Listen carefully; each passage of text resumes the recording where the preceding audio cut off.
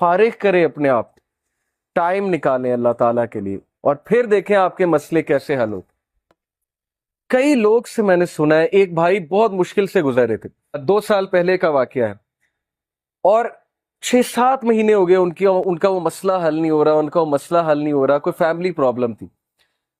اور ایک دن مجھے ملے and he was so happy، اور انہوں نے مجھے ایک سینٹینس کہا جو میں کبھی نہیں بھولوں گا۔ انہوں نے کہا کہ علی بھائی all it took was one تہجد، that's it، لیکن 6 مہینے مجھے کبھی ٹائم نہیں ملا، مجھے لوگوں سے ملنے کا ٹائم مل گیا، مجھے لوگوں سے کہانیاں سنانے کا ٹائم مل گیا، لوگوں کی سننے کا ٹائم مل گیا، لیکن تہجد کا ٹائم نہیں مل رہا تھا۔ all it took was one تہجد، اور میرا مسئلہ حل ہو گیا۔ تو امام شافعی رحمہ اللہ نے کہا کہ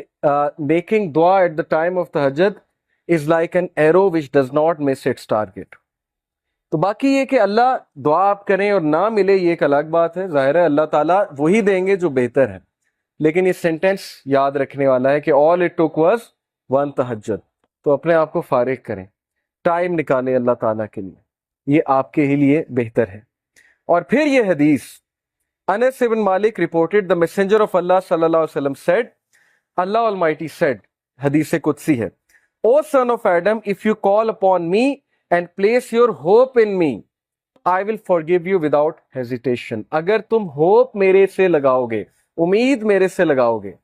تو میں تمہیں معاف کروں گا، without any hesitation میں تمہیں معاف کروں گا۔ O son of Adam, if you have sins piling up to the clouds and then ask for my forgiveness, I will forgive you without hesitation۔ اور اگر تیرے گناہ آسمان تک جا رہے ہیں اور آسمان کی طرح پائل اپ ہو چکے ہیں، کلاؤڈز کی طرح، یعنی اتنے سنز ہو چکے ہیں کہ تم اسراف کر چکے ہو، اور تم مجھ سے معافی مانگو گے، میں تمہیں معاف کروں گا، لیکن سچے دل سے توبہ کرو، میرے پاس آؤ گے، میرے سے بات کرو گے، مجھے ریکگنائز کرو گے، تو میں تمہیں معاف کروں گا۔ تو کویسچن یہ ہے کہ کیا ہمارے ہوپس اللہ تعالیٰ سے لگے ہیں یا ہمارے ہوپس کریشن سے لگے ہیں؟ میں یوتھ سے بات کر رہا ہوں، میں حیران ہوں کہ ہم ایک انسان کے لیے راتیں جاگ لیتے ہیں، ہم اس کے لیے اپنے ڈیسیجنز چینج کر لیتے ہیں، کیریئر کے جو ہماری لائن ہے اس کو چینج کر دیتے ہیں ایک انسان کو پانے کے لیے، ایک انسان کے پیچھے دوڑتے ہیں، اور بعد میں ہمیں کوئی خاص فائدہ بھی نہیں ملتا، بعد میں ہمیں جو ہے وہ ریگریٹ ہوتا ہے کہ میں نے اتنا کچھ کیا اور آگے سے رزلٹ جو ہے وہ کچھ بھی نہیں ہے۔ تو یہ ہیں وہ مثالیں جو اللہ تعالیٰ ہمیں قرآن مجید میں بتا رہے ہیں، حدیث میں بتا رہے ہیں کہ تم میرے سے امید لگاؤ، تم میرے پاس آؤ، تم میرے سے مانگو،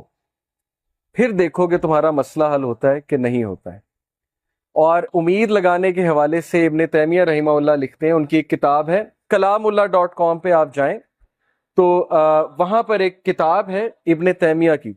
I think relief from distress, yes exactly یہ نام ہے، ریلیف فرام ڈسٹریس، کے ڈسٹریس سے ریلیف کیسے ملنا ہے، اوکے یہ کتاب ہے۔ وہ کتاب اس آیت کی تفسیر ہے، لا الہ الا انت سبحانک انی کنت من الظالمین، صرف ایک آیت کو پکڑا ہے ابن تیمیہ نے اور پوری کتاب لکھ دی۔ اس میں وہ ایک بات لکھتے ہیں کہ اسلاف جان بوجھ کر یہ دعا کرتے تھے، یہ بھی ایک دعا تھی ان کی کہ ہماری دعائیں ڈیلے ہوں، ہماری دعاؤں کی قبولیت ڈیلے ہو۔ اب یہ ہمارے لیے، ہم جیسے لوگوں کے لیے جو دنیا میں بہت ڈوبے ہیں، بڑی عجیب بات ہے۔ ہم تو چاہتے ہیں یوں دعا قبول ہو، میں اللہ سے مانگوں اور چیز میرے سامنے ہو، چاہے وہ میرے لیے بہتر ہے یا نہیں ہے۔ اسلاف کہتے تھے کہ ہم جان بوجھ کے وش کرتے تھے کہ دعائیں ڈیلے ہوں، کیوں؟ کیونکہ جب بندہ دعا کر رہا ہوتا ہے اس کا تعلق ہی اللہ سے اور ہوتا ہے، تو وہ اس تعلق کو انجوائے کرتے تھے کہ ہم تکلیف میں ہیں، ہم کسی ڈسٹریس میں ہیں، بس ہم دعائیں کیے جائیں، تو یہ تعلق انہیں بہت لطف دیتا تھا۔ یہ ایک بہت ہائی لیول کی بات ہے۔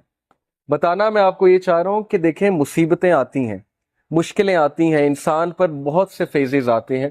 اور اس فیز میں اگر اللہ سے آپ کنیکٹ کر جائیں تو یہ آپ کے لیے خیر ہی خیر ہے، اور اس فیز میں اگر اللہ سے دور ہو جائیں تو پھر یہ شر ہے بہت۔